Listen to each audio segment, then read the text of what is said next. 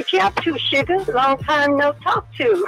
On KNBR 104.5 and 680. Streaming live at KNBR.com and on the KNBR app. Anderson to trigger the inbound. Pajemski falls down. They got to get it in. Green in the corner to Wiggins. Got it off. He didn't draw iron. Clock running and stops now with 1.2 to go. What a pass by Draymond just to get it to Andrew Wiggins. He couldn't get it to fall.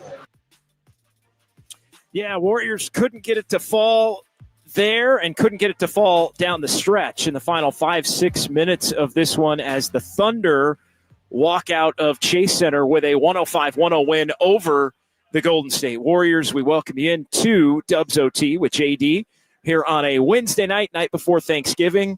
Wonderful to be, as always, at Harmonic Brewing in Thrive City. Cheers to already a handful of people. I think we have a record at pre-show of people stopping by and saying hi here. We had Jimmy and Lewis, and I believe it was Michael. We had people with family members, and I mean it was awesome here in the lead up to Dubs OT as I was kind of getting everything set up here at Harmonic to go live and come on the air. And let me tell you that the community of Dubs OT continues to grow, and it's just much appreciated. Everyone who's enjoying watching the show or listening to the show on the drive home. It truly is the best Dubs coverage in the Bay with the instant reaction here we have on Dubs OT. And so, yeah, thanks to everyone who stopped by and said hi right before we hit the airwaves here from Harmonic Brewing in Thrive City. 808 KNBR is the number, 415-808-5627. You can give me a call or shoot me a text there. Exciting game after the first quarter for the Golden State Warriors, but the headliners of this one, no Steph Curry for Golden State in this one, and they got down bad, 39-23 after one, and then really fought over the final three quarters of the game to make it a game. So many heroes for the Warriors really going up against an uber-talented Oklahoma City Thunder team to just remain competitive in this game after being down by 16 into the first quarter. Warriors outscoring the Thunder 27-23 in the second, then 33-22 in the inspired third quarter to make it a game going to the fourth quarter, 1 point game going to the fourth quarter in favor of Oklahoma City. And back and forth they would go in that fourth quarter with the Thunder ultimately prevailing because the Warriors just couldn't buy a bucket down the stretch in this one. As just the final 5:45, they scored 0 from 5:45 until the 19-second mark on Draymond Green's dunk. 9 straight possessions for the Warriors without a bucket and without Steph Curry. Jonathan Kuminga stepped up and stepped in to a lot of that primary clutch number one option role along with Andrew Wiggins, and the Warriors just couldn't find anybody to get him a bucket in the final 5-6 minutes of this one to help put them over the top, even though defensively they played well enough to get the win. And so that, I think, is something that will be a issue that the Warriors lament here as they head into the Thanksgiving holiday and get a couple of days off before they go to Phoenix and take on the Suns, and then they play in Denver as well before being back at Chase Center behind me here coming up a week from tomorrow night. So 808 KNBR, 415-808-5627, as the Warriors have their first losing streak of the season as well, now dropping the game in San Antonio and then the game on Monday to Brooklyn. Brooklyn's the one that really, really hurts now because you had that game and blew that 18-point lead against a Nets team that actually has gone on to have a pretty good road trip. They had won in Sacramento the night before. They won in Phoenix tonight with Durant and Booker and Bradley Beal all playing for the Suns, just the second time that they have lost with all three of those guys playing for Phoenix. So Brooklyn's having themselves a trip, but nevertheless, that's the game the Warriors really needed to get. Tonight would have been a hell of a game to steal without Stephen Curry, and something that really could have propelled them into the holiday with a couple of off days and kind of reset things. Now you look at this team and where they are. They're from 12-3 to 12-6. And the schedule isn't getting any easier with the games that I just mentioned at Phoenix, at Denver, a couple of home games against Minnesota that are coming up here over the course of the next week and a half before some Emirates Cup games to follow that. So you're going to be playing some really good teams if you're the Warriors over the next couple of weeks here. Appreciate everybody watching on YouTube and Twitch, as well as a lot of the regulars are filing in here as we get things going from Harmonic Brewing in Thrive City. 808 KNBR. And, man, it just the story of this one, the Warriors fight after getting down early. And it looked like it was going to be ugly early in this one. Andrew Wiggins with the first 9 points of the game for the Warriors. It was 9-6. And then it was 33-14 Oklahoma City for the rest of the first quarter. Brutal starts for both Jonathan Kuminga and Brandon Pajemski. Kuminga chucked a couple of wing threes, then had a shot turnover, got a shot blocked trying to drive, then an actual turnover working in the post, got the ball stolen from him. Pajemski wasn't good. Just a brutal offensive first quarter. 7 for 23 for the Warriors in that quarter, 4 of 15 from behind the arc. They had 5 turnovers to boot. Out of sync, out of rhythm. Warriors started small. Jonathan Kuminga maybe shaking off a little rust after missing the last couple of games. Brandon Pajemski going back into the starting lineup as Steve Kerr tries to get him sparked, and nothing was working. 39-23 in favor of Oklahoma City, and then the Thunder come out and quickly push it up to an 18 and 19-point lead. And then the Warriors got the first of many sparks tonight. Pat Spencer fueling a 10-0 Warriors run, immediately getting them from 18 down to within 8. Him and Kevon Looney were the first 2 initial spark plugs for the Warriors in this game. But, yeah, Oklahoma City, just a team loaded full of guys who can shoot it, guys who could score it, guys who can defend. I mean, they are a really well put together team. But the Warriors found their fight in the second quarter.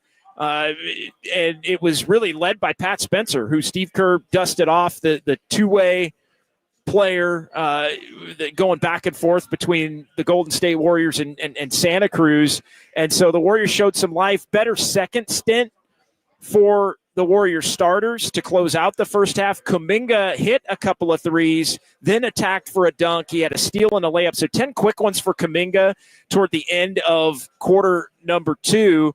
And the Warriors found themselves still down 12, but it hadn't turned into a blowout when it looked like it had the potential to turn into a blowout for the Warriors, given the way the first quarter went.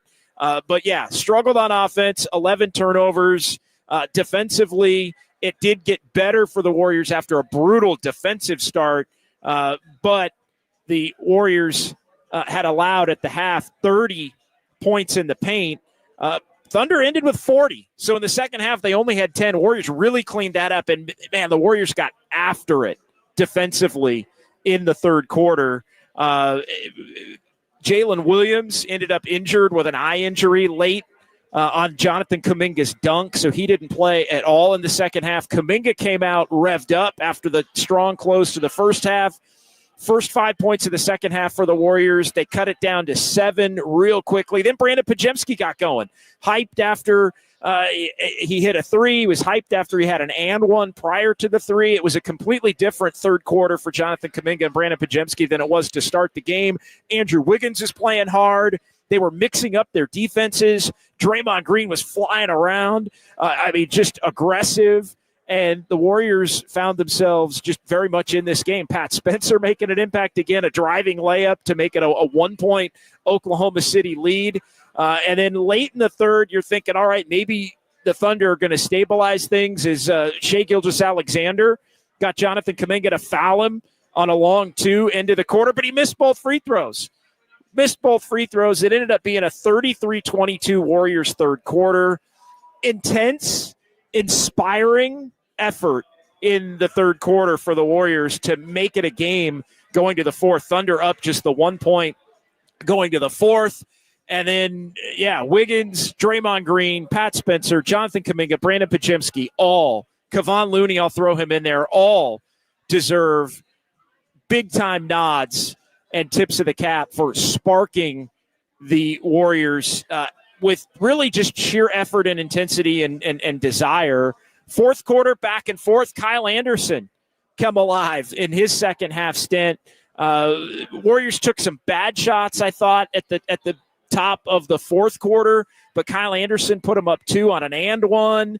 And again, back and forth. Hartenstein making plays, Buddy Hield hitting a 3. Draymond and Wiggins missed back-to-back threes, and then that's when the Warriors really went cold after a Kyle Anderson and one where he missed the free throw, but he did get fouled and got the free throw attempt on a make. Kuminga was coming back in for Anderson, but Anderson was the guy at the free throw line.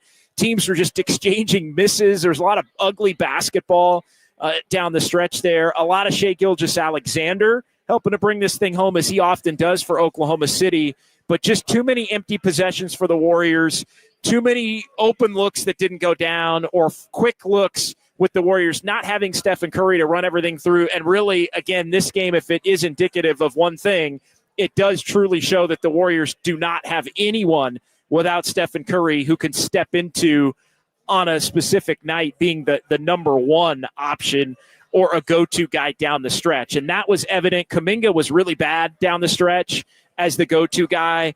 Wiggins didn't have it. Buddy Hield ended up fouling out, and Kerr couldn't quite get him back into the game as quickly as he wanted to because Kerr had burned timeouts earlier in the game and had to save one final timeout for what proved to be that final possession where Draymond hit Wiggins, and it was a hell of a pass, as you heard the call there on ESPN, to get the ball into Wiggins, but there just wasn't much Wiggins could do with it once he got it. Ended up taking a wild shot, and that was all she wrote for the Warriors as they end up losing this one by that 105-101 final. So 808 KNBR, 415-808-5627, the number to jump in and join the conversation as Steve in Albany does, our tip-off caller tonight here on Dubs OT with JD on KNBR 104.5 FM and 680 AM San Francisco, the sports leader. Steve, what's on your mind tonight? Hello, my friend. I am really teed off. And the reason I am is because Pat Spencer helped bring the team back into the game. Every time he ran the point, they had a good possession. He worked his butt off on defense, and then he got sat. And when he got sat, the offense fell apart. And then he comes in and makes a nice play to bring him back, and then he takes him out on the last possession again when they're trying to get a good shot to tie the game. I don't understand that this team does not have a pass-first point guard on the team. It's the same thing with Ty Jerome was with the team. They didn't know how to use him. Now he's gone on to have a great career in Cleveland. I don't understand why he punishes Spencer, who was playing so well, and the team was firing on all cylinders, and then you just bench him for 6-7 minutes, and then don't let him play on the last possession of the game. I don't get it. Well, and you touch on something that I wanted to definitely get into here, because I think Steve Kerr was left with a lot of difficult decisions down the stretch in this game, because you had some bench guys, and Pat Spencer was among them, a team best +9 for Pat Spencer. And you're right, when he was on the floor tonight, the Warriors were a much better basketball team for it. He sparked him in both halves when he was out there, and I think he did have a case to be made to be out there at the end of the game. I thought Kyle Anderson also had a case to be made for being out there at the end of the game, but Kerr went back to Kuminga, who had played well in the second and third quarters after getting off to a pretty brutal start in the first quarter. And I think what ended up happening tonight was the fact that the Warriors had so many players that contributed in a small way to being able to spark them that it became a difficult decision as to who you wanted to go with at the end there, because you're not going to just play Spencer, 12 minutes straight to finish the game. He's going to come in for his sub, and then you're going to have to get him out. And then maybe, you can get him back in on a final possession. I agree with you on that, especially after Buddy Hield had fouled out of the game. But I didn't think tonight was as straight up as, well, Pat Spencer should have been playing over Podziemski, or Anderson should have played over Kuminga, even though Kuminga was pretty bad down the stretch, but good in the middle of the game, but bad at the beginning. Draymond and Wiggins are definitely going to be out there. There was probably a little too much Lindy Waters in the final couple of minutes there? Could you have found a way to put Spencer out there maybe with Pajemski and go with a couple of guys who can handle the ball? But I think it was a difficult set of decisions, not to defend Steve Kerr, but when you have a lot of guys who play with a similar impact on the game, it makes it tough, especially when Pat Spencer's, not a true NBA closing lineup type point guard on most nights. But what I'm saying is they were up 4 points, and then he came out of the game, and then they spent 5 minutes struggling after possession. No timeouts called, and no Pat Spencer. Well, he didn't have any. He had one timeout left at that point, because he had burned. He took 2 in the second quarter.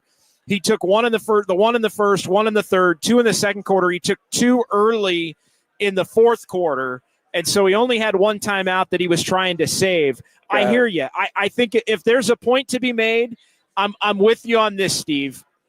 If Spencer was going to sub out middle of the quarter, that's a normal sub for a guy. You're not going to play him the last 15 minutes of the game straight. Right. But I think when they stagnated, I hear you. I think when they stagnated and it got from the 6-minute mark to the 3-minute mark, and they can't buy a bucket, and they're getting enough defensive stops to not have it, in the game, right? They were playing well enough defensively. A lot of times OKC scores 8 points, the game's over right there. They didn't do that because the Warriors defended at a high level. But I hear you on maybe you go back to Spencer there. Yeah. In the final 3 minutes. That's kind of my point. When he gets a little rest and then can come back in there. But no, Steve, thanks for the call. Thank you. All right, 808 KNBR 415-808-5627. Tip-off caller of the night calling for more Pat Spencer. Not something I had on the 2024 bingo card, but it's kind of been indicative of just how well a lot of the Warriors' end of the bench and even two-way players have played. I mean, Lindy Waters III had helped them win a game. Pat Spencer, if the Warriors had been able to come up with a bucket or two down the stretch, would have helped them win this game impressively on a night where Stephen Curry's got the bilateral knee tendonitis in both knees and can't go. 808 KNBR. Sean in San Rafael next here on Dubs OT with JD. Hey, Sean. What's up, JD? How you doing? What's going on, man? How are you tonight? I'm good. I wanted to talk about, a little like the late game, tempo of the game. It seems like a lot of the teams just traded missed threes at the end of that game. And I think, I didn't see a lot of cutting. It was just kind of a lot of standing around at the edge of the three-point line. And I think, the Dubs could have a lot of easy layups because it seems like the Thunder, didn't really have they just kind of sat there with the Warriors. I feel like you've got such versatile guys and such athletic guys in terms of Wiggins and Kuminga. So I think you can get a lot more cuts, and especially with those slasher-type players, I think you get on a lot of buckets late in that game. Yeah, the Warriors stagnated. There wasn't a lot of ball movement. There was a lot of isolation ball down the stretch. And I think when you look at it, that's where not having Steph Curry obviously becomes a huge deal. And I just don't think Wiggins wasn't having a great enough game to where you could just go to him. Kuminga, they did try to go to, and Kuminga let's be honest, Kuminga, for as well as he played in the second and third quarters, he showed why he's not anywhere close to being a go-to guy, down the stretch, especially against a team that's, maybe going to be the top seed in the Western Conference when it's all said and done. I thought they tried to run their offense at times. I thought they tried to go ISO at times, but they just didn't have one guy that they could go to that could get him a bucket really in any specific set. And, the ball movement might lead to some threes, but then team defense can kind of slow that down if the three ball's not going in. They tried to attack with Kuminga, like I said. He was turning it over or taking some bad shots or missing. And then you also have, at times some non-scorers on the floor in Draymond and even in Looney until they went small there in the final couple of minutes. So tough night, and thank you for the call. But I don't know what the answer would have been other than maybe you go back to Buddy Hield a little bit sooner because he's somebody that can at least make a shot for you. And again, I thought, the first caller of the night, do you want to get Pat Spencer in there? Maybe you do. There just wasn't a clear-cut option tonight. And I think when you look at the numbers, Andrew Wiggins, 4 of 17 in the game tonight. He got off to a super hot start. 3 makes right at the beginning of the game, first 9 points, and he really struggled from that point on. You had, Kuminga willing to shoot, took way too many threes tonight, by the way. He was 3 for 10 from 3. It's way too many threes. 8 of 21 overall. And again, 5 for 11 on 2s. So Kuminga, a willing shooter in this one, and they tried to get it to him down the stretch. I mean, he was the guy that ended up being the leading scorer for the Warriors in this game. He's the guy who wants to be the alpha. And I think sometimes when you have a guy who wants to be the alpha down the stretch in a game, the ball just kind of finds him and he's going to look to attack. And I think that's what happened. And, there was a game last year against Sacramento at Chase Center in January where Kuminga was actually having a much better game than he even did tonight. But down the stretch, when you ISO him, he shows you, hey, he's a young player that's not ready for prime time in that vein. And I'm not coming down his road for that. He shouldn't be. He shouldn't be that guy. The Warriors are not built to have him be that guy. But they also didn't have a lot of guys among the group that was going to be out there at the end of the game that were having, good shooting games. So you look at, Pat Spencer even was 2 for 5, +9, hustling, running the point, 4 boards, 3 assists, but he was 2 for 5. It wasn't like he was exactly lighting it up. Kyle Anderson and Buddy Hield were guys that were making shots when they got opportunities, but Buddy Hield tonight fouling out. They could have used a little bit more of Buddy Hield down the stretch, but he was in some foul trouble, had a couple of take fouls in the game and kind of rendered himself unavailable at certain junctures of this one. So 808 KNBR, 415-808-5627. If you want to react to this one, as it is Dubs OT with JD here on the Sports Leader. Let's dive into the YouTube chat as we go all the way back here. Whoa, we got a lot of folks chiming in here tonight in the YouTube chat as the Warriors lose this one. Yeah, Rebel to Sounds, the stretch from the 4-minute mark. They took too many threes, get something to the basket, and get to the foul line. They took too many threes, but when they were driving wildly and errantly. Rebel also saying Kerr took slow-mo out at the wrong time. Well, that's kind of what I'm saying about he took slow-mo out because he wanted to get Kuminga in. And you're not playing both of them together.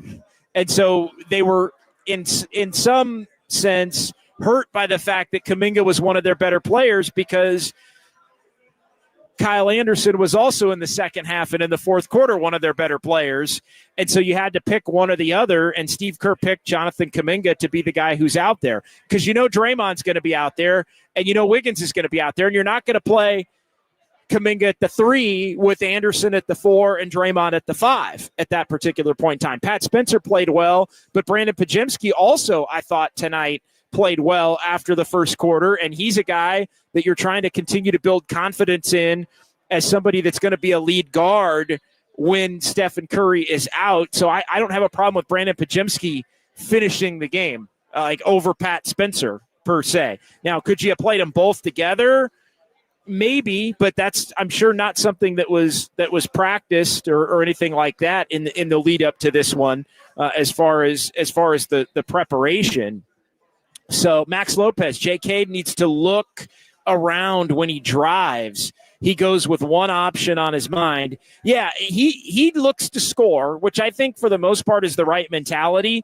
There are also times where Kuminga looks to pass, and it's the right call, but he also really has to think about it when he wants to pass. And you can tell when he really has to think about it sometimes that he kind of telegraphs where he's going to go with it, and then some passes can get broken up, and some passes can get stolen, or like the one late ended up getting thrown out of bounds because essentially he's like a quarterback who has his mind made up either way. a quarterback that says, I'm going to throw it right over the middle, meaning drive to the basket and try to dunk it, or a quarterback that's immediately going to take that. Everybody in the gym or on the field is going to know exactly where that pass is going because he's he's teeing it up and telegraphing it in the way that he drives. So 808 KNBR 415-808-5627. Let's go ahead and take a quick timeout. We'll come back here. We'll get more from the YouTube chat as the Warriors lose a heartbreaker tonight, 105-101, but showed some fight against Oklahoma City. It is Dubs OT with JD here on the Sports Leader.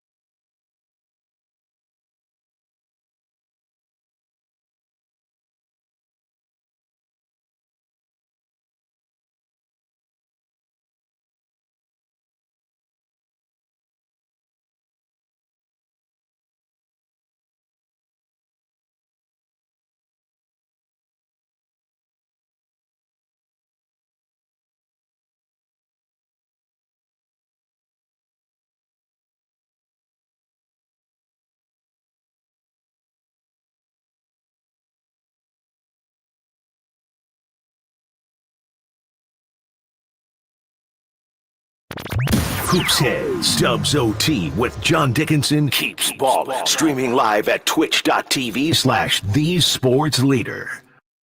Anderson, slow-mo, field goal, foul, free throw coming. I said they shot 2 threes in a row. Next one's at the rim. It's slow-mo. Eventually he's going to get to the rim. As slow as it can be, you got Euro steps, and you take him right, take him left. I can't deal with slow-mo. That was a vintage Kyle Anderson finish. Slow-mo with the and one. And so many times it's funny, you see that against the Warriors over the years. Feels like he would cook the Warriors with a lot of those slow-mo moves, whether he's playing with Memphis or Minnesota or the San Antonio Spurs coming up throughout his career. Felt like Kyle Anderson was always doing a lot of what he did tonight to the Thunder to the Warriors in his career. And you're just thinking, how can you not stop that guy? Well, the Thunder got a dose of not being able to stop Kyle Anderson there. We're back here at Harmonic Brewing in Thrive City. It's John Dickinson with you. It's Dubs OT with JD here on the night before Thanksgiving, which is, of course, a great night to have a brew, by the way, here out at Harmonic in Thrive City. So cheers to Mike and Grace and everybody. We got a pretty full house here at Harmonic on this Wednesday night. It's a Wednesday, but it's really a Friday or Saturday, right? Because tomorrow's Thanksgiving, and then you got the Friday after Thanksgiving and everything cooking. So people are having a good time, enjoying what wound up being a thrilling game, even though it looked like it might be kind of an ugly game with the Warriors down 16 at the end of the first quarter, but sparked by Pat Spencer and Kevon Looney and Jonathan Kuminga and Brandon Pajemski and Draymond and Wiggins and just a Kyle Anderson, a really, really fun night at Chase Center, but the Warriors ultimately unable to prevail. Before we get back to the phones, we're going to get to Zach here in the city, leaving the game, and some texts on the Golden State Lumber and Building Materials text line. I do want to bust out our question of the night. So here's the question of the night. Kyle, do we have a thing? We got Kyle Haar, by the way, back at our San Francisco studios tonight. Kyle, we'll bring you in here briefly. Do we have a sounder for we have a thing we play for question of the night? We do have a little singer. Let's play the little thing we play. We're just going to on-air produce it, and let's just play the little thing, and then I'll read it. Dub Nation, it's JD and Silver's question of the night. Can I ask you a question? Huh? Yeah, it's JD and Kyle Haar's question of the night, actually. We might need an edit on that. We might need an edit on that. But here's the question of the night. 808 KNBR, 415-808-5627. You can weigh in the chat. Appreciate everybody on YouTube and Twitch. You can text in your answer as well. Golden State Lumber and Building Materials text line. Here's my question. Here's the question of the night. Does tonight make you feel better or worse about the state of the Warriors? Does it the ability to compete without Steph Curry against the Thunder? Does it make you feel, are you optimistic or are you pessimistic? Do you feel better or worse about the state of the Warriors that they competed without Steph Curry in this game? Or is it you feel worse because no secondary scorer and it's a third straight loss and now they're 12-6 and it shows that this team, as much as they fought, still is flawed, especially in a non-Steph Curry universe? Maybe that's an easy one. Maybe that's a layup tonight here on Dubs OT with JD. But I don't know. I think, the Warriors took their first loss without Steph Curry this year in 4 games. They had been 3-0, took advantage of the Pelicans, and then beat the Rockets in Houston, who were off to a really good start to the year. Yeah, OKC doesn't have Chet Holmgren. Yeah, they lost Jalen Williams in this game right before halftime. And, oh, by the way, if you're the Thunder, do you want to just not play games against the Warriors anymore? They've now lost Chet Holmgren and Jalen Williams in 2 games head-to-head against the Warriors here over the span of about 2.5 weeks. So, yeah, 808 KNBR. And Kyle, I see you working on the laptop there. Do we have some specific multiple choice options as you now take over the reins on a lot of the technical duties from our buddy Greg Silver? Greg was brilliant at taking my ramblings and turning it into something that's actually a Twitter-specific poll. Do we have a more Twitter-friendly poll answer here for you? That was exactly what I was just doing. I was making the poll for question of the night, but I'm figuring out how to word the choices. I guess. All right. So we're not quite there yet. All right. That's okay. We're not quite there yet. I'm going to let you work on that. I'm going to get back to the phones here. 808 KNBR 415-808-5627. We got a couple of people on the line. Let's get to Zach in San Francisco here on the Sports Leader. Hey, Zach. Hi there. Hey, what's going on tonight, my man? How you been? I've been good. I was at the game. It was quite awesome. Quite exciting there. It did seem like it was going to be a brutal experience in the first quarter. Yeah. But I just can't believe Pajemski continues to be on the court so much. I mean, he's playing terrible. His game, even his numbers don't show how bad he's playing because the ball dies with him so often. Like he goes and runs a shot clock to 6 seconds, then hands it to somebody else who ends up with a bad shot or a turnover because they have 2 seconds to do the shot clock. I would have thought Moody would have been on the floor at the end. And the Pat Spencer thing is a whole different story. He shouldn't be on the team. But.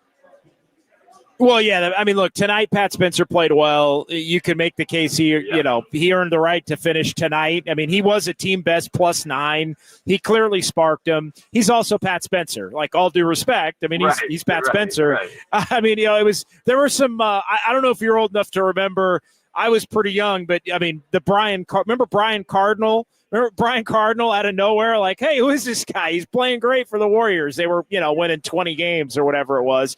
But this is like 20 years ago. And, so Pat Spencer had me kind of thinking back to like Brian Cardinal a little bit growing up. But so I don't think Pajemski. But Pat Spencer was doing well. Because he was doing the things that Pajemski wasn't doing. Like when he saw a lane, he attacked right away. He was able to get. He made the simple play. He made the simple play. He was played for the shot. The truth is, in the first quarter, Oklahoma City played defense on the Warriors like every guy was going to pass. They got right up on every guy. Nobody attacked them, and they didn't get good shots. And then when the second half came along, and they started attacking more. Nope. Thanks, Zach. Sounds like we're losing you there, Zach. Thank you for the call. Appreciate it. 808 KNBR 415-808-5627. I will respond to some of what Zach had to say there as we let him go on this fine Wednesday night before Thanksgiving. I don't think Pajemski played that badly, but he is too tentative and he's dribbling too much. And I think that the problem that's affecting everything with Brandon Pajemski is the fact that he's so unsure of his shot right now that it's made every other aspect of his game offensively too tentative. And he is dribbling, and he is letting the shot clock run down and then looking to dish it off. It's just out of rhythm. And again, tonight, 1 for 4 from 3. I thought his hustle game, though, was there tonight. I thought, he had 8 boards, 5 assists. He had a block. Like, I think Pajemski, and Draymond Green said this a week ago, the key for Pajemski is to try to get out of his own head on the shooting thing and to think that he has to be this guy who's scoring and making buckets for the Warriors to be a good team.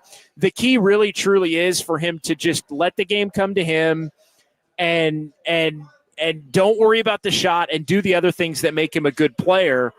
But look, Pajemski, without Steph Curry, Pajemski is the closest thing to a true point guard the Warriors have on the roster without Steph Curry. So he's going to play. When Steph's out, he's going to start, and he's going to play a lot of minutes in the rotation. And so I think, Warrior fans may not like it, may not think that he's earned it, and that's a discussion that we can have, but there really truly isn't another option. And as far as Moses Moody goes, Moses Moody was awful. Moses Moody was 0 for 4. He took a bad shot in the fourth quarter when he was out there at the beginning of the fourth quarter. 0 for 3 from 3. Unfortunately for Moses Moody, the problem that he's had, and I agree, there's been plenty of times where Moses Moody should be playing more and hasn't been over the last couple of seasons, but the reality is when Moses Moody doesn't make shots, it's really difficult for Moses Moody to consistently find time on the floor. That's just reality. So Moses, I'll do the Moses Moody thing on other nights. I'm not doing the Moses Moody thing tonight.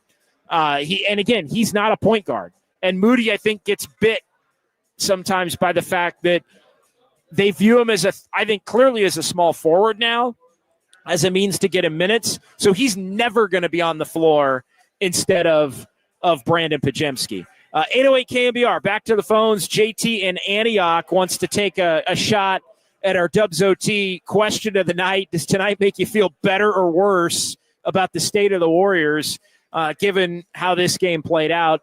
What's going on tonight, JT? I think we're okay. They figured out Brzezinski. The league has figured him out. So, it happens, right? Well, now he's got to refigure it out. Well, he's got to refigure it out. That's the problem. It's like you get these, first-year guys that come in, and he's, good energy, does all the good stuff, but the league figures him out. And he needs to refigure it out. He's just not playing smart. He played smart last year. There's a lot of kind of, dumb stuff, bad turnovers. He's supposed to be our backup point guard. He's going to take care of the ball, but too out of control for me, for me. Yeah, no, I can understand that. I mean, they've figured him out, and now he's got to make the adjustment. But I think what it boils down to is what we were just talking about, JT, which is you gotta make the simple play. You just make the play in front of you. Get out of your own head. Maybe take a few less threes. Like I've said this to about Kuminga at times. Maybe don't be so quick to take that three, even though that's a part of the game plan this year for the Warriors. They want to take a bunch of threes. And just keep the ball moving until you get yourself into a rhythm and into a flow and do the other things. And I think he's just pressing and caught in between and unsure, and it's just led to a lot of poor play. To be perfectly honest, I don't think he was terrible tonight, but there were stretches tonight. It's the first quarter in particular. Him and Kuminga in the first quarter were both awful. And then better in the third quarter, but they and I don't know if it's expectations. Maybe he really bought into everything that the Warriors were saying about him not wanting to be included in some of these trades, and he's putting extra pressure on himself to be that guy that was quote unquote untradeable in the offseason. Whatever it is, he's got to get out of his own head and make the simple play. And just let the chips fall where they may. And you know what? You'll work your way back into a rhythm as the year goes on. Well, Kuminga, too. I think you say that about Kuminga, too. No question. I mean, look, Kuminga, I think, still has, and thank you for the call, Kuminga still has, I think, a higher opinion of his own game than, the coaching staff and the rest of the league has of his game. I think that's the reality. When it comes down to that. 808 KNBR, 415-808-5627. Let's get to a couple of text messages here. The Golden State Lumber and Building Materials text line. A lot of folks chiming in here, including the 831. No shooters. Terrible. Well, the guys who you count on to be shooters, unfortunately, tonight for the Warriors, didn't shoot it well. Lindy Waters, 1 of 7 from 3. And look, you're talking about Lindy Waters. He's a back end of the roster kind of a player, but Lindy Waters, shooter, 1 for 7 from 3. Buddy Hield actually shot it well tonight, 5 of 8 from 3. I mean, the Warriors took some bad ones, took some quick ones. Draymond tonight, I thought Draymond was an absolute war daddy. Defensively and hustle and trying to make things happen in intensity. I mean, vintage 10, 13, and 6. Draymond doing it all. A couple blocks and a steal. But he took 8 threes. And I would say half of them were bad shots. So, maybe you work it around and you get another, ball movement leads to a easier bucket from somebody else at that particular point. But no, I mean, you look up, not enough shooters tonight without Steph for sure. Wiggins 3 for 8, but ice cold after the hot start.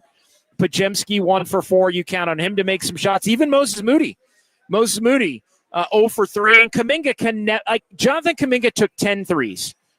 Jonathan Kuminga took 10 threes. Jonathan Kuminga should never again in his NBA career take 10 threes. Like that was grotesque. And he started off missing. And again, that to me is Jonathan Kuminga putting too much of a burden with Steph Curry out on his ability to be a scorer. And JK, to his credit, as we were just talking about, has a lot of confidence in JK and thinks he's a guy who's a wing player that can shoot it. He took 10 threes. Same thing I said about Podziemski applies to Kuminga. If it ain't there, get the ball to somebody else and cut and get your stuff in the flow of what's going on. So, yeah, you look at, Jonathan Kuminga took more threes than anybody in the game tonight other than Shai Gilgeous-Alexander. That is completely and wholly unacceptable. I don't care if Steph Curry's out. Jonathan Kuminga should never, ever shoot 10 threes in a game, ever. Ended up 3 for 10. But, yeah, he was on one tonight. 408. Golden State Lumber and Building Materials text line. JD, is it fair to say this game clearly shows how bad the Warriors need a number 2 scorer, much like OKC clearly has with Jalen Williams? I do think that's one way to look at it.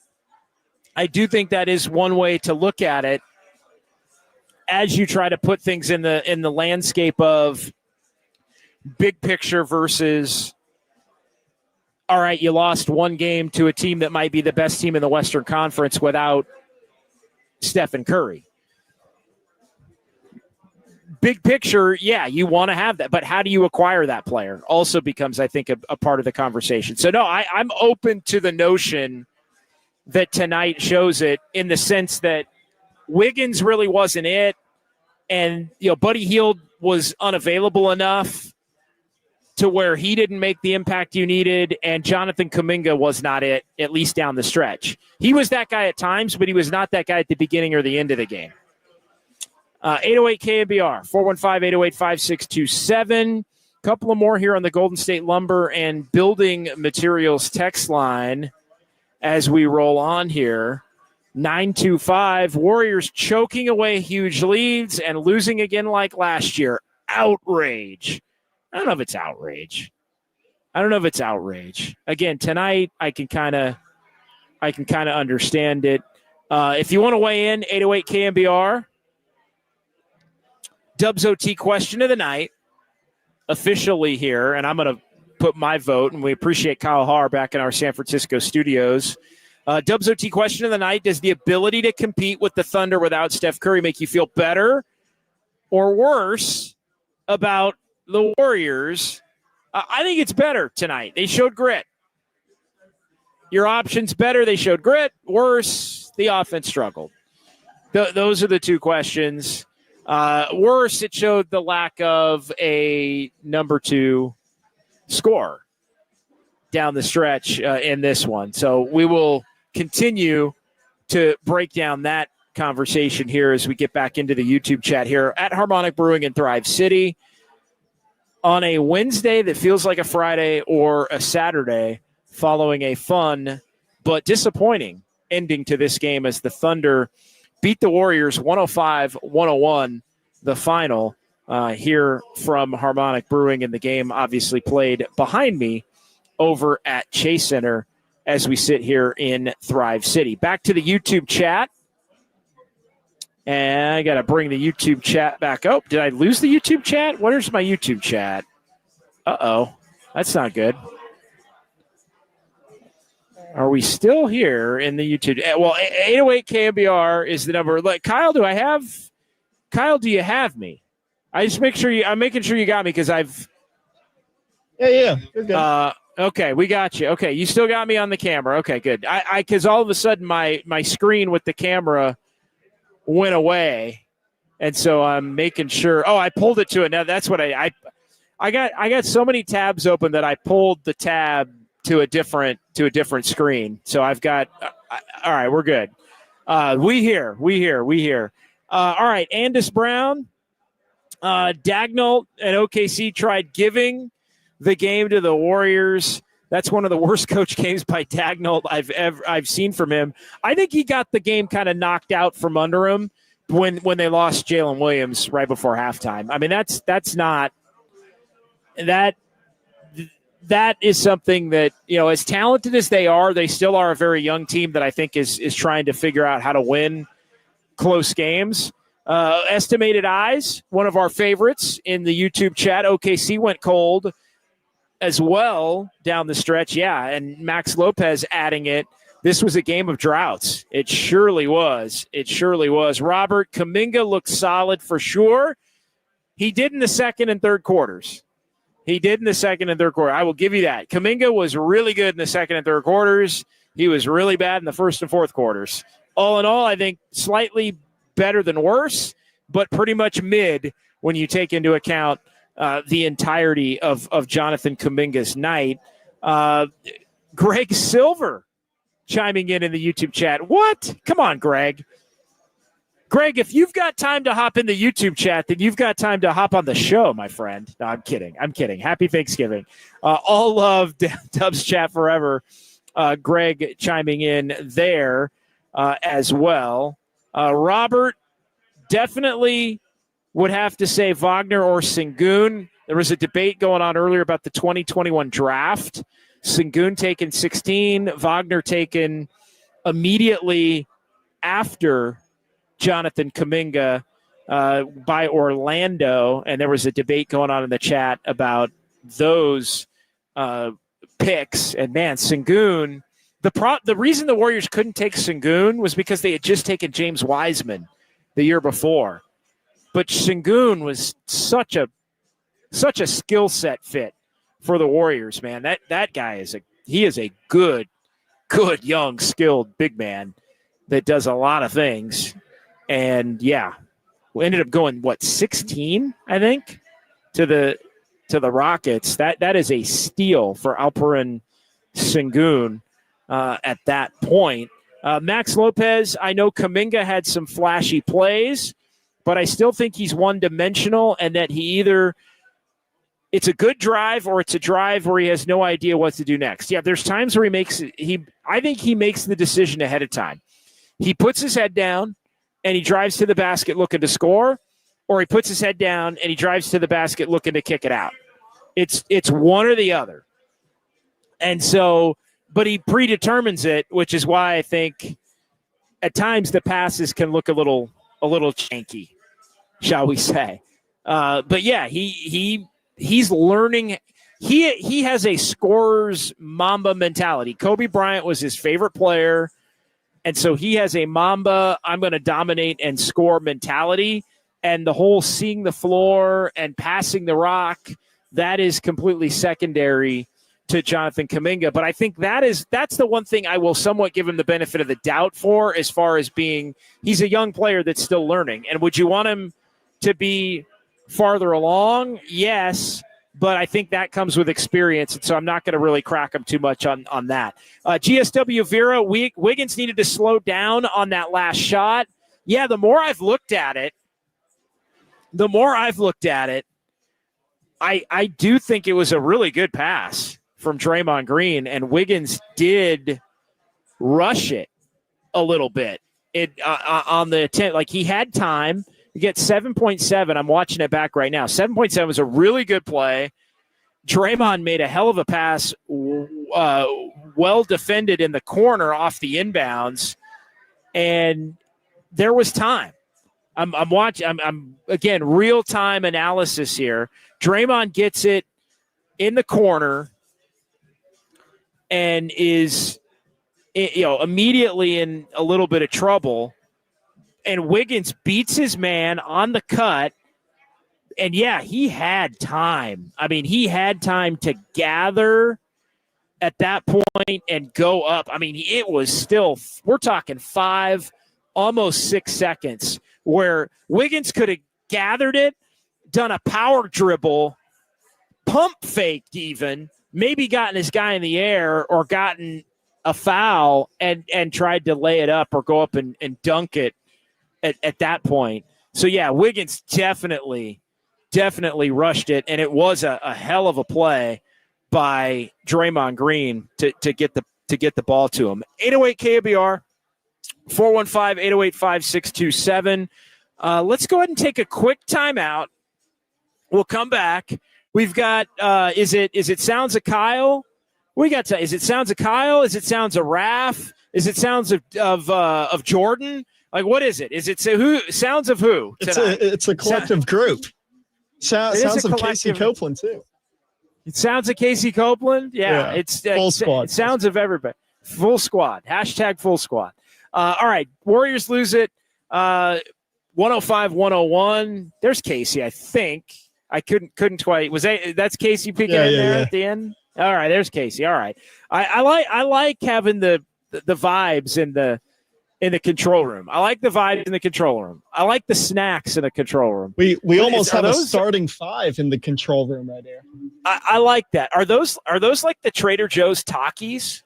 What is going on? Are those like the rolled? Oh yeah, they are. The corn tortilla, like chili. I know. Those things are great. Those are crack. Oh my Those God. are like I will kill a full bag of those. Easy. Instantaneously. That is like whoa, like that. Yeah, I've got like 2 of those in the cupboard at all times, and yeah, that's I will never miss those from far away. All right, let's pause here. We'll come back. It's Dubs OT with JD. Warriors lose to the Thunder on the Sports Leader.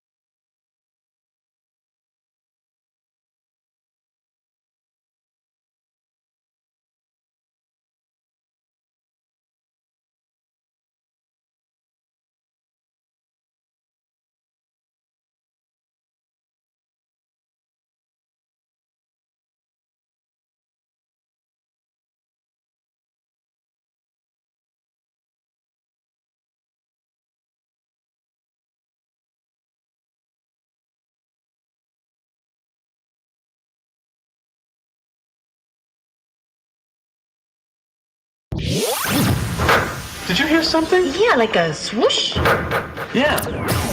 Dubs OT presents the sounds of silver. Streaming live on YouTube at KNBR 1045. All right, back here on Dubs OT with JD, John Dickinson. We got Kyle Haar, we got Raph and Jordan and Casey Copeland. We got just people everywhere here on this Thanksgiving Eve. Warriors lose to the Thunder, 105-101. 808 KNBR. Still time to jump in and join the conversation on the phone lines or via the text line if you want to. Golden State Lumber and Building Materials text line at that. We will get more comments from the YouTube chat as well here as we continue nearly into the 11 o'clock hour. And cheers to everybody joining us here in the 11 o'clock hour. A Harmonic Kolsch. You can check that out. They've been opening earlier on game nights and event nights as well. Really, really good time out here at Harmonic Brewing in Thrive City, right next to Chase Center, as we do every Dubs OT game post home game for the Warriors out here. We have Dubs OT in full effect. All right, Sounds of Silver. We'll still call it Sounds of Silver. We love Greg. We love Greg. Happy Thanksgiving to Greg, and happy Thanksgiving to everyone. Let's get a quick check on some of the best of the post-game press conferences tonight. We'll start, as we often do, with the head coach of the Warriors, Steve Kerr, and he addressed the rough final 6 minutes where the Warriors went from the 5:45 mark to the 19-second mark. Do the math on that. That's 5 minutes and 26 seconds without scoring a basket. Here was Steve Kerr on the poor offensive execution. Yeah, I didn't think we made great decisions down the stretch the last 5 minutes. And it's a little tough, obviously. It's kind of pick and roll time late in the game. And, with Steph out, it makes it a little trickier on our team. So we tried to execute a few things. We got a few good looks. And I think in the paint for the game, we were 19 for 46. So we had some shots, but just didn't convert in the paint. So it happens. But like I said, I love the effort, love the energy, and give them credit. They play great defense down the stretch. Yeah, Oklahoma City, top defensive team in the NBA, and they do play great defense often. But I think that is one thing as you look at the overall numbers from this one. The Warriors scoring in the paint was not there in this one. They ended up getting outscored 40-38, but it's the shooting percentage specifically that Steve Kerr mentions there. And 19 of 46 in the paint, 41%. You want that to be up around 60 on a lot of nights, and that's where OKC was. They were at 58.8, 20 of 34. And so, the Warriors got some opportunities, couldn't quite put it away in the paint. And again, a team without their star player, it's incredibly difficult to execute down the stretch. And you're looking for somebody to step up. Like I said, they tried to go to Wiggins at times. They tried to go to Kuminga at times, to varying levels of success, not much success. And then they would run their open offense at times as well. But they really struggled with the pick and roll. They really struggled with the pick and roll spacing. And a lot of poor decisions in terms of the ball movement and the passing there that led to a stagnation sensation in the final 5-6 minutes of this one. All right, one more from Steve Kerr here on our Dubs OT. Sounds of JD here from Harmonic Brewing. Here is Steve Kerr went small to start the game, took Trace Jackson-Davis out, put Jonathan Kuminga in, Brandon Pajemski, the natural fit to start for Steph Curry as the backup point guard. Trace Jackson-Davis didn't play a lot in the Warriors' win back on November 10th at Oklahoma City. Didn't play a lot tonight. Here's what Coach Kerr had to say about the small lineup. Steph not being there definitely influences things for us. Pairing Draymond and Trace without Steph, without a pick and roll player, makes things really tricky offensively. So that's why I did it. And JK came in and did a great job, after that first run where he was a little rusty. But we definitely will play that smaller lineup with JK at the 4, Draymond at the 5, plenty coming up. But my gut would be to keep starting the way we've been starting with Trace and Draymond. Yeah, so when Steph Curry's back, Trace Jackson Davis goes back into the starting lineup, ease some of the pressures of having to have Draymond Green play the 5 immediately. But again, you just need more scoring, which I understood the starting lineup decision for the Warriors in this one.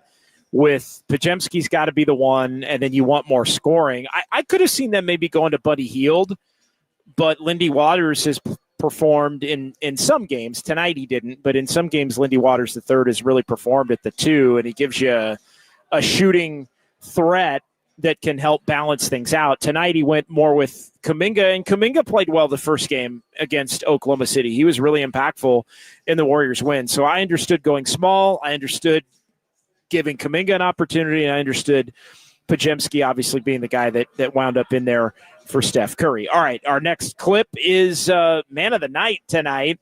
Out of nowhere, Pat Spencer, the two-way player with options up to or down to Santa Cruz and back up to the Warriors. Pat Spencer podium game as he addressed what he wants to bring to the table when he gets an opportunity to be on the floor for the Warriors. Yeah, I think we came out slow. And for me, if I'm coming off the bench, I got to be an energy guy for us. So just getting downhill, finding some guys that can really shoot the ball. Buddy, obviously, we want to get him some clean looks. So if I can get into the paint, collapse the defense, find him for a couple, get him going. I think just having that pace and getting downhill, I like to get the ball out quick and run. And I think that's kind of our identity. So we came out flat, obviously spotted them too many points. But when I come in, I got to be an energy bug for us.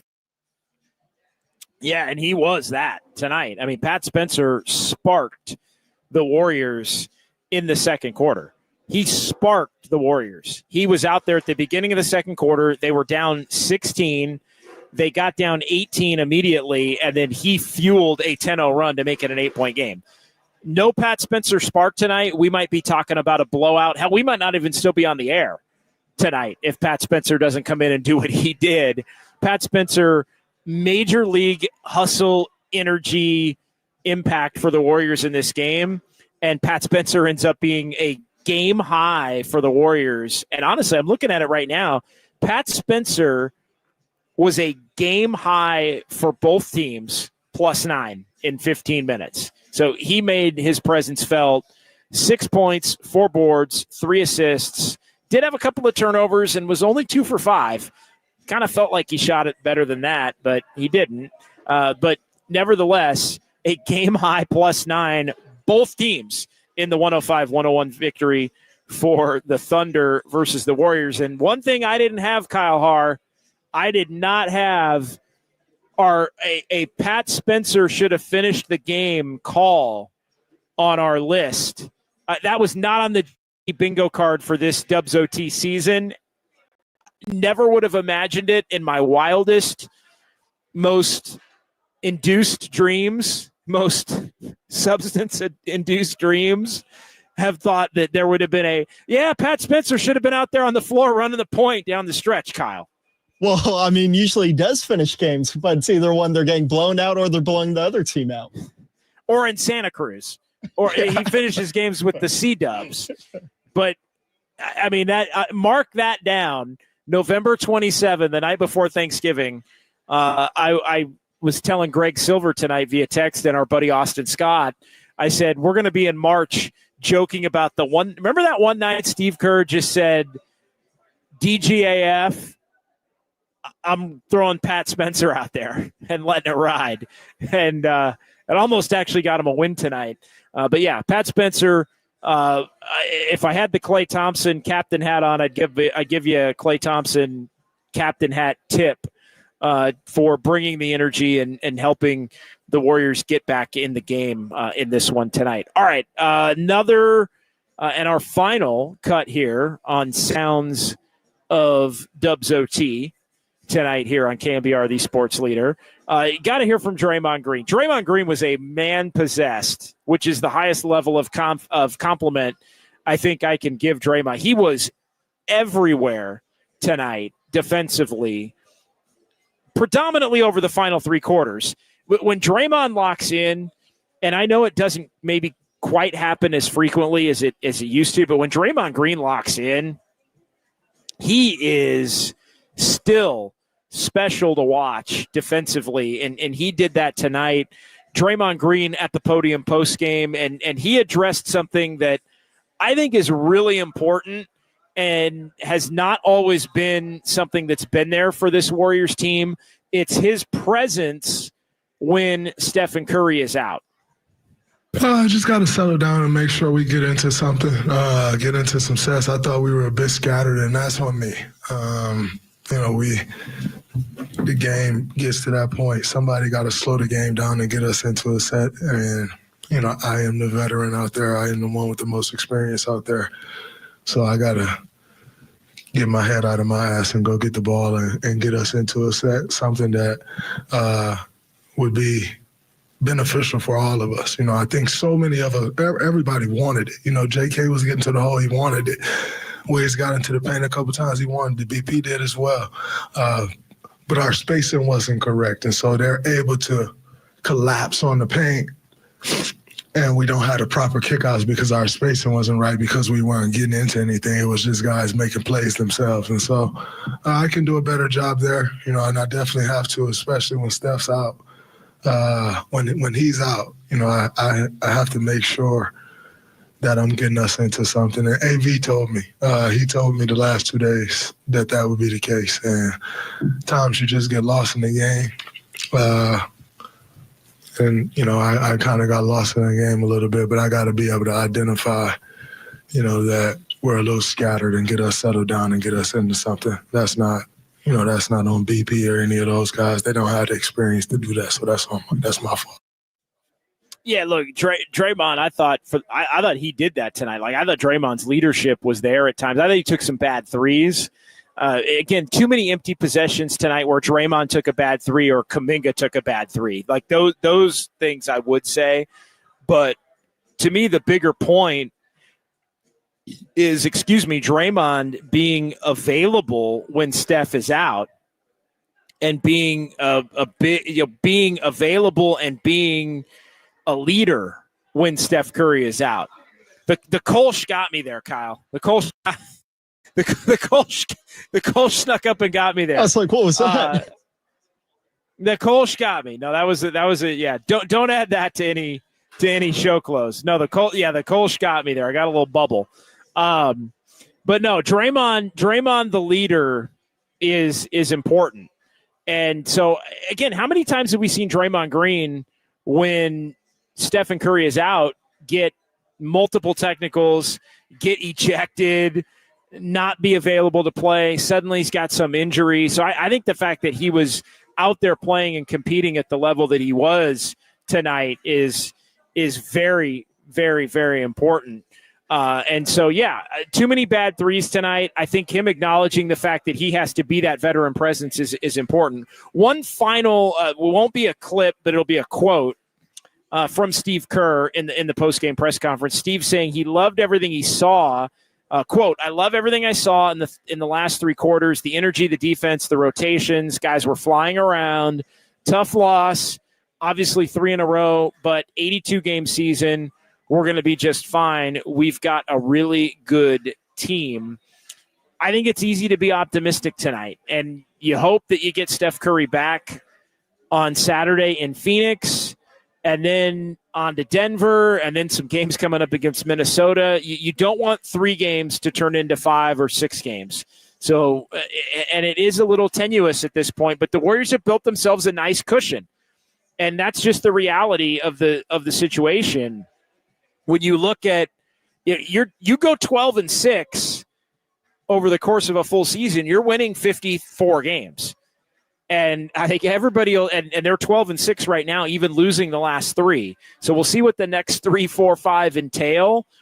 But the Warriors have set themselves up with a nice little cushion to where if they can pick off some games here and there and then get healthy and get hot again, they can continue to ascend. But you look at where things stand right now in the Western Conference, and a quick check of the standings, you look at the Warriors right now. They've dipped to 3 at 12-6, and Memphis is right there, 12-7.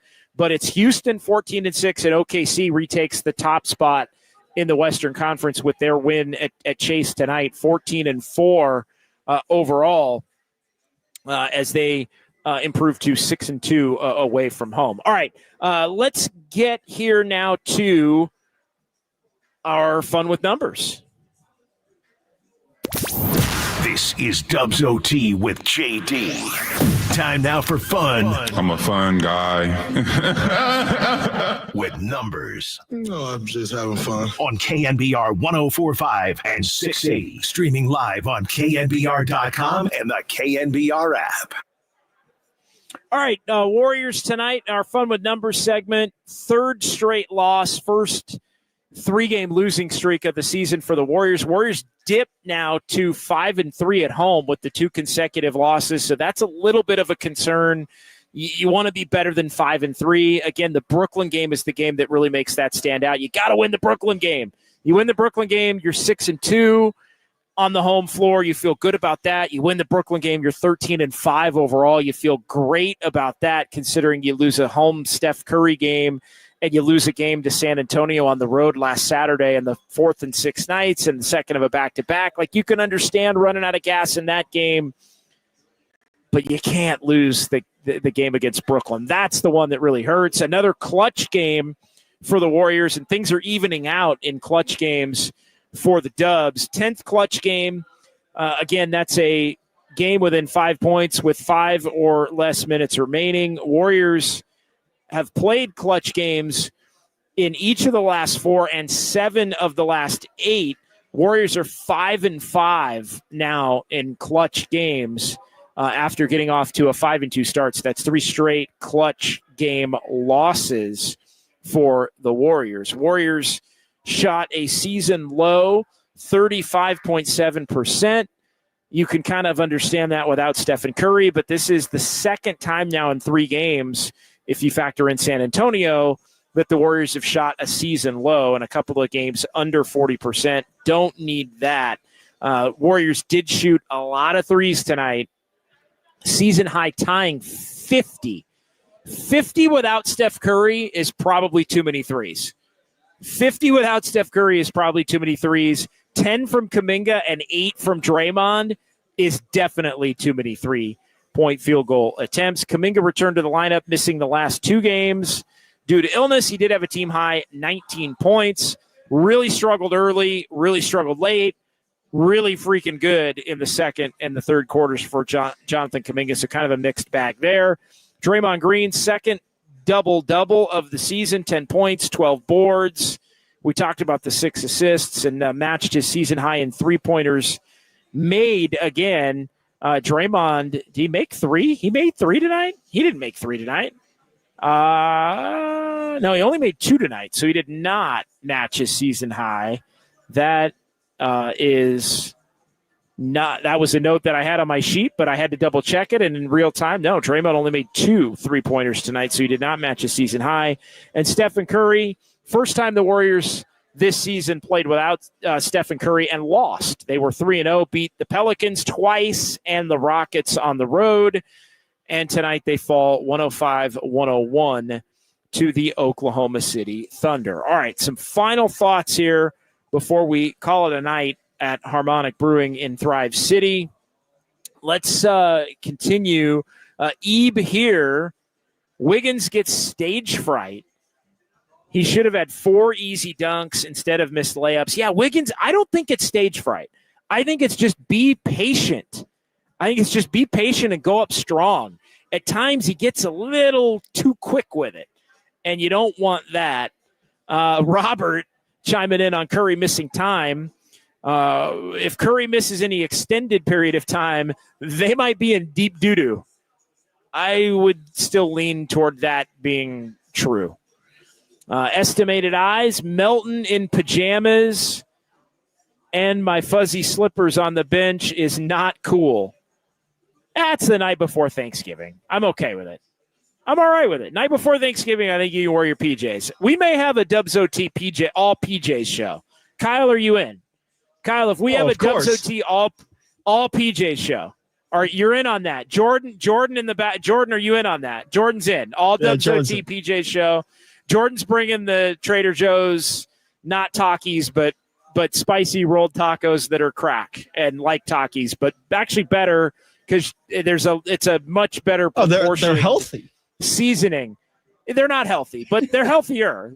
They're healthier. They're healthier. They're healthier on your fingers because you don't quite get the full like Cheeto fingers, but you don't get the like flaming hot Cheeto fingers. It still numbs my tongue though. But those are I shouldn't do this because it's Thanksgiving tomorrow and all we're gonna all do is eat tomorrow. But I may crush half a bag, and I'm blaming Jordan because she was just crushing them in the back here on Dubs OT. A couple more here in the YouTube chat. I did like how Kuminga played after his first couple of minutes. This from our old buddy Andis Brown. First couple shots were poor, but he was excellent the rest of the game. He was excellent again, second and third quarters. Down the stretch, I'm not really ripping him down the stretch because he's not a go-to number one option, but they gave him some opportunities to kind of be the number one go-to option, and you see why he's not the number one go-to option. But, yeah, there's been a lot of games, to Andis Brown's point, a lot of games where Kuminga has gotten off to poor starts and then played really well. I think Kuminga deserves credit for that. That's been a theme, I think, these last couple of years. Rebel to Sounds, JD, Pat Spencer is better than Pods. Pat Spencer is not better than Pods. I like Gary Payton the second over Pods. Everyone's worst nightmare chiming in. GP2 did not play well tonight. Him and TJD, you know what? Rest up. Get into Thanksgiving. We'll see you in Phoenix on Saturday night. Couple of more here kind of running through. Yeah, clickbait. I wholeheartely agree. Wiggins blew the layup, had time. He did.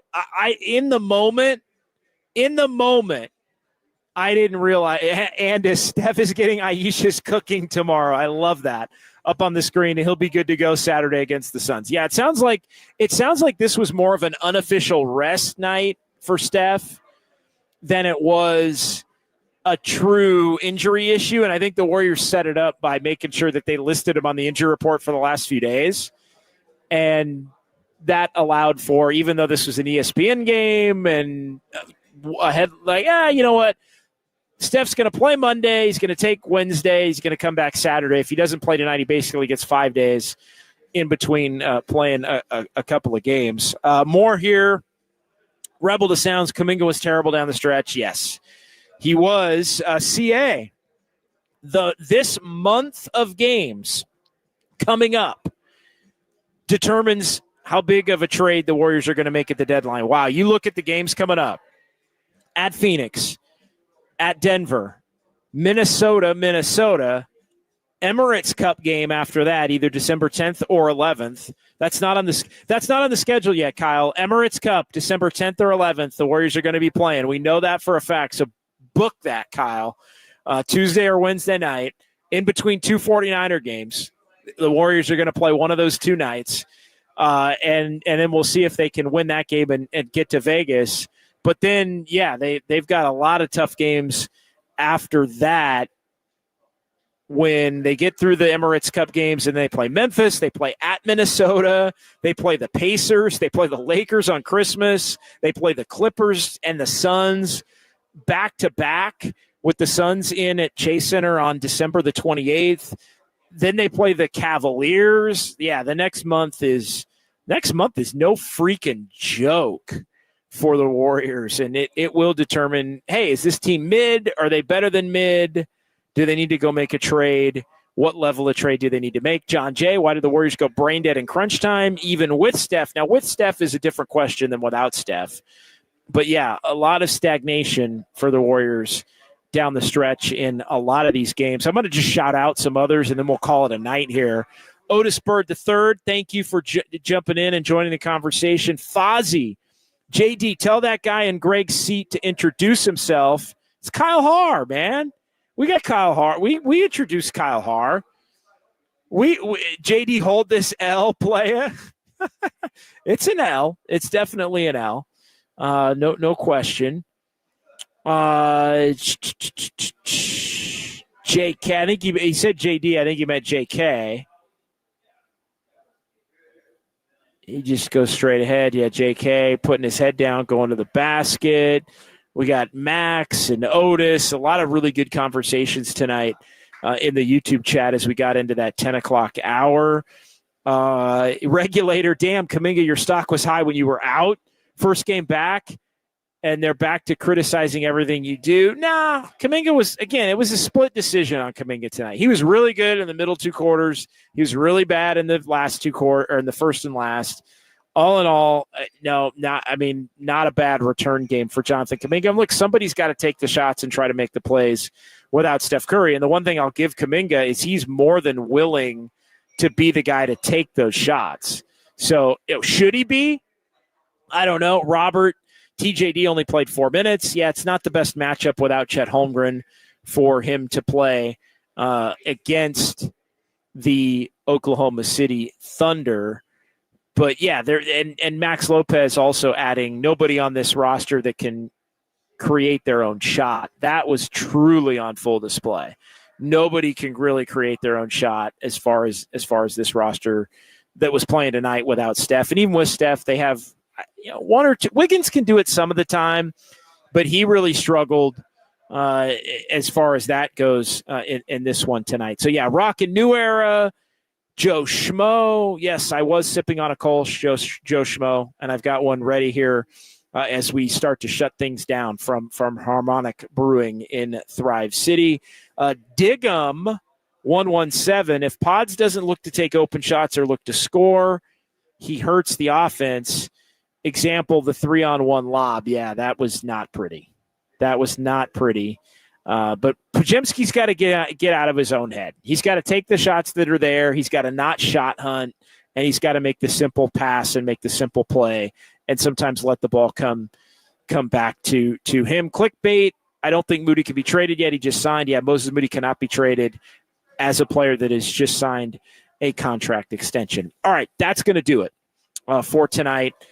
Big thanks to Kyle Haar in our San Francisco studios. Big thanks to Casey Copeland. Big thanks to Raph. Raph was in there as well. Oh, yeah. Did I see Raph? Yeah, Raph was in there.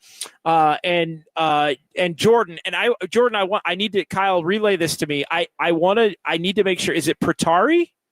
I want to make sure okay, Jordan Pratari. I want to make sure I get the last name correct before I say it. I'm a stickler for accuracy on that. So, yes, Jordan with her rolled, not Takis, but better than Takis from Trader Joe's that are phenomenal and like crack. We appreciate Jordan Pratari for helping out with the sound and screening the calls and all of that. Happy Thanksgiving, Kyle. I'm going to give you a final thought like I always give Greg. And it can be a collective. It can be a group final thought. You can speak for everyone in the studio tonight. Oh, group final thought was, I think everyone thought Pat Spencer was incredible. I couldn't believe it was happening. I thought they were going to win. What happened.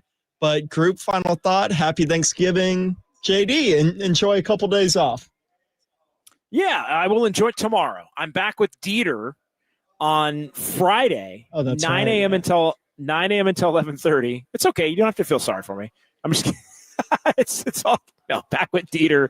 Dieter's great. 9 a.m. until 11:30 on KNBR. And then it's off to Buffalo and Dubs OT from frigid Buffalo on Saturday night following the Warriors and the Suns and the 49ers and the Bills. We'll see how that goes. And then on to Denver. That's going to be a Dubs OT from Denver, catching that one on the way back next Tuesday. So for Kyle and Jordan and Casey and Raph, I'm JD. Thanks to Mike and Grace shutting things down here at Harmonic Brewing in Thrive City, and Austin Scott in the digital department.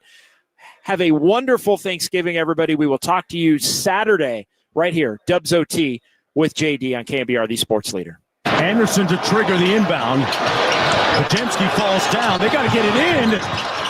Green in the corner to Wiggins. Got it off. He didn't draw iron. Clock running and stops now with 1.2 to go. What a pass by Draymond just to get it to Andrew Wiggins. He couldn't get it to fall. John Dickinson. No, God! No, God, please, no, no! Big audio quality show. You are a sicko, and I appreciate you for it because I'm a sicko. I just know they kicked our ass tonight.